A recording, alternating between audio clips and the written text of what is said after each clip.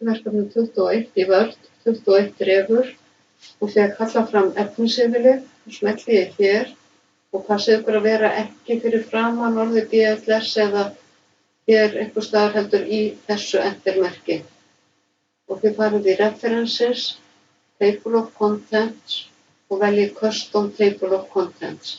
Ekki velja eitthvað af þessu sjálfgefna hér hjá Microsoft.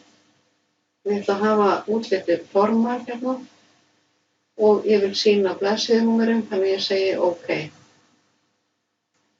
Nú vil ég færa fyrirsagnir á öðru þrepi eða heading 2, töluna 1 hérna undir H-ið.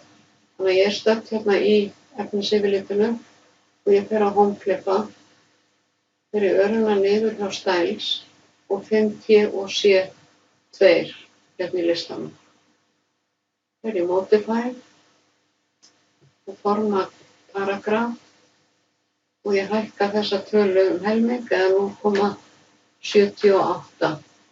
Þá færist talan 1 aðeins innar, hún inndregin 0,39 en þegar ég búin að breyta stílnum þá færist hún inn 0,78 og þá stenst þetta á hérna.